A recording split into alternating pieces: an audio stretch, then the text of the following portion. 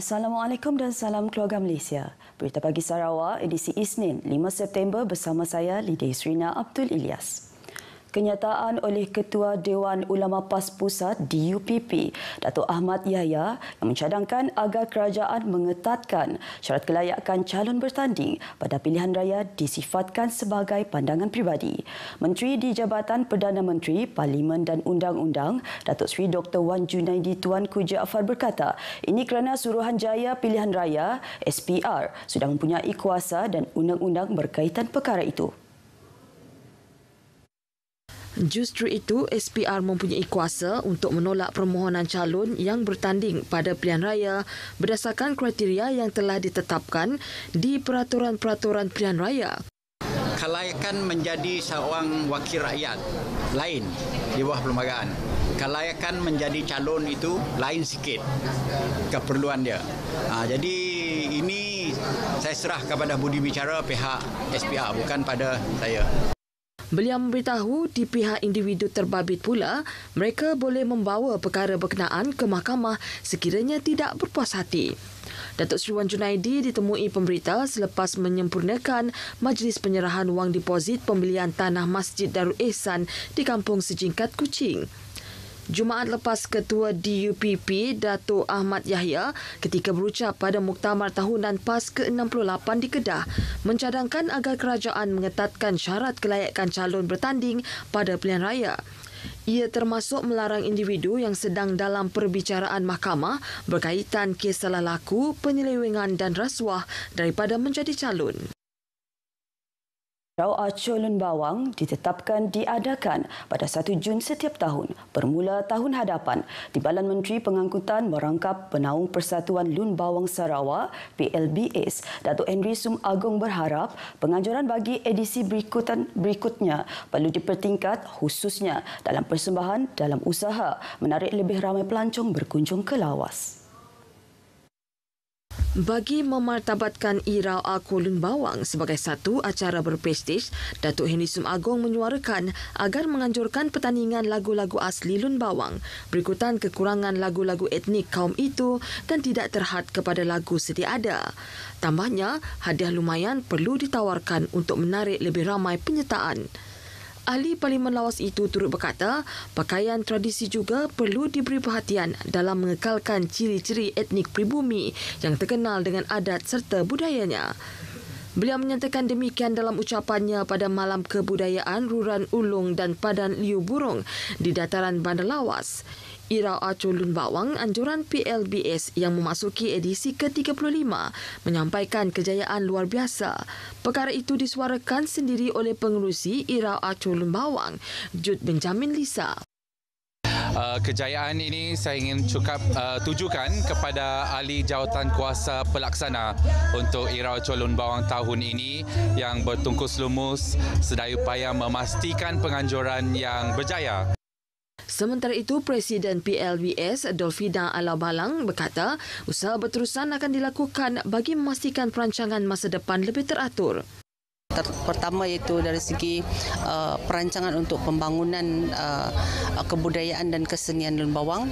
Yang keduanya ialah kita akan memberi fokus kepada pembangunan pendidikan juga untuk generasi muda Lun Bawang.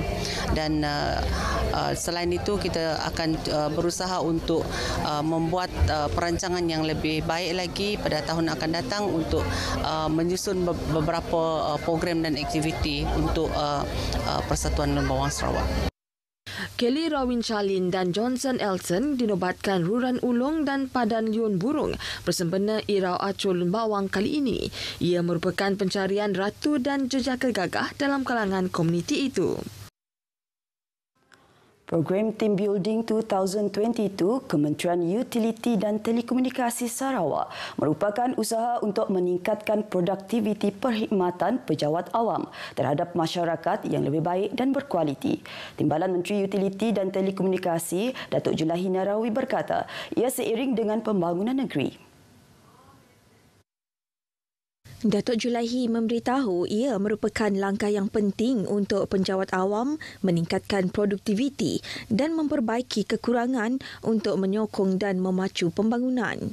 Katanya kerajaan negeri telah menyediakan pelan jangka panjang untuk pembangunan negeri melalui strategi pembangunan pasca COVID-19 2030 dan beliau percaya kementeriannya mampu menyumbang dan memberikan perkhidmatan kepada pelan tersebut secara lebih mampan. Beliau memberitahu demikian pada majlis penutupan program 3 hari tersebut di Kuching yang disertai lebih 80 kaki tangan. Datuk Julaihi berharap kaki tangan awam dapat bersedia dari semasa ke semasa untuk seiring dengan agenda pembangunan negeri dengan kualiti perkhidmatan yang terbaik. Persidangan antarabangsa transformasi pendidikan yang akan diadakan di Sibu memberi ruang dan peluang kepada para ilmuwan bertukar pandangan dan idea. Menurut Pengarah Institut Pendidikan Guru IPG Kampus Rajang, Dr. Abang Ismail Abang Julhi, persidangan ini berupaya memacu kepimpinan dan pengurusan pendidikan ke satu tahap yang lebih optimum, progresif dan berdaya saing. Jelasnya ia juga dilihat mampu merapatkan jurang melalui perkongsian ilmiah dalam kalangan warga pendidik sebagai satu usaha mentransformasikan pengurusan sekolah. Kajian-kajian yang dibentangkan nanti, inovasi-inovasi yang dipamerkan serta projek based learning yang dikongsikan oleh pelajar-pelajar nanti dapat membuka minda baru dalam pendidikan dunia vokal. Kerana seperti mana yang kita sedia maklum bahawa pendidikan pada masa kini berlaku dalam keadaan yang agak pantas. Dr. Abang Ismail pada sidang media di Sibu memberitahu dijangka seramai 500 orang peserta hadir persidangan yang akan diadakan pada 21 dan 22 November. Inilah warisan daripada nenek moyang kita. Tanah bertuah dengan hasil bumi serta limpahan rahmat untuk kita nikmati. Kenikmatan yang terwujud dari hati, toleransi, keprihatinan dan kasih sayang kita sesama warga. Ini warisan yang kita akan jaga dan pelihara sebagai keluarga Malaysia. Raikannya.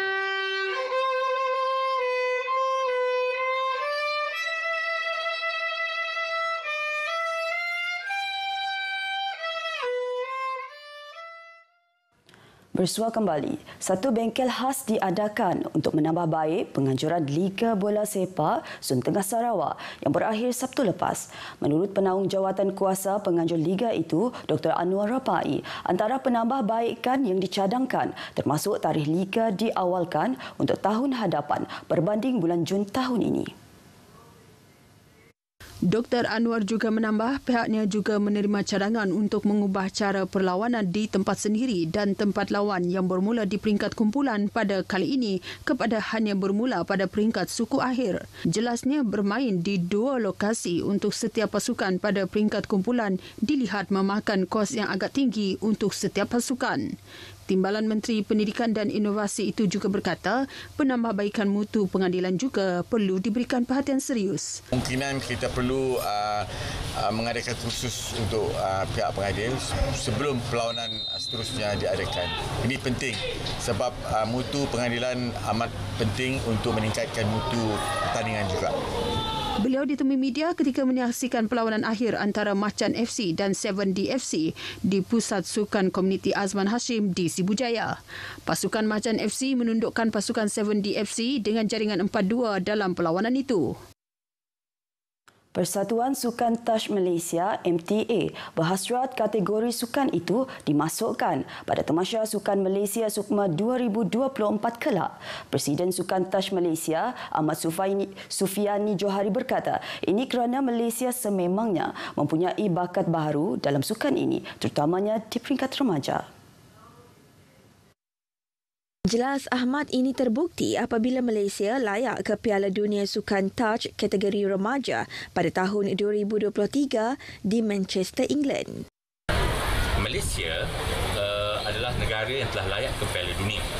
Ya, Malaysia akan menyertai Piala Dunia Remaja akan Touch Youth Touch World Cup pada tahun 2023 pada tahun hadapan di Manchester, England. Dan di sini kita memerlukan talent-talent yang banyak, termasuk talent daripada negeri Sarawak. Katanya MTA kini dalam rangka untuk membawa masuk sukan touch ini di peringkat sekolah pada Mac 2023, manakala bagi peringkat Institut Pengajian Tinggi pula pada Jun 2023. Ahmad berkata demikian kepada pemberita selepas Liga Touch Jemputan Sarawak Touch di Padang di Stadium Negeri Sarawak. Katanya pada pertandingan yang disertai 10 pasukan itu, MTA telah mengenal pasti 32 bakat pemain-pemain baharu yang boleh diketengahkan ke skuad pembangunan sukan touch kebangsaan. Ujarnya lagi, sukan touch di Bumi Kenyalang menunjukkan prestasi yang cukup memberansangkan walaupun ia baru sahaja diperkenalkan. Setakat ini, Sarawak mempunyai 38 pengadil dan 10 jurulatih yang sudah ditauliahkan. Pasukan Mekong FC muncul johan Liga Bola Sepak Zon Tengah Sarawak selepas menewaskan pasukan dari Baleh 7 DSC dengan jaringan 4-2. Perlawanan akhir yang berlangsung di Stadium Pusat Sukan Komuniti Azman Hashim Sibujaya itu mula hangat apabila pemain nombor 11 Mekong FC menjaringkan gol pada minit ke-12. 7 DSC bangkit melalui gol daripada Abdul Salam Saibi pada minit ke-39 perlawanan.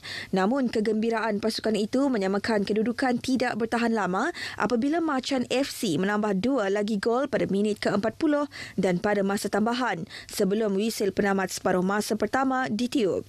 Separuh masa kedua, kedua pasukan berbalas serangan dengan pasukan 7 DSC akhirnya berjaya merapatkan jumlah jaringan kepada 3-2 menerusi jaringan gol oleh Sufisan Ismail pada minit ke-54.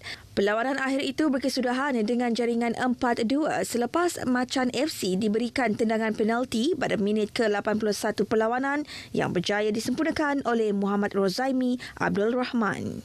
Kami dapat galakkan tim yang kira favourite lah, tim yang last year defending ya, tim Nangka. So, ya lah cabaran tu kita tu dapat ke final lah.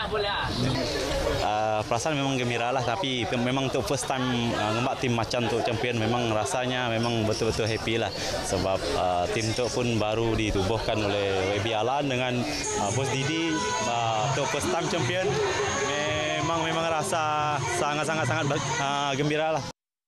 Pemenang tempat ketiga bersama Liga Anjuran Pusat Khidmat Dewan Undangan Negeri Dun Nangka ini adalah Nangka FC dan Sibu District Football Club SDFC. Hadir menyampaikan hadiah pemenang adalah Adun Macan sendiri, Ellen Sidin Gramong. Juara membawa pulang wang tunai RM30,000 dan piala. Naib Johan membawa pulang wang tunai RM15,000 beserta piala. Manakala tempat ketiga membawa pulang RM5,000 beserta piala. Berita Pagi Sarawak edisi Isnin 5 September berakhir di sini. Silakan semangat patriotik anda bersama-sama kibarkan jalur gemilang. Salam keluarga Malaysia. Assalamualaikum dan jumpa lagi.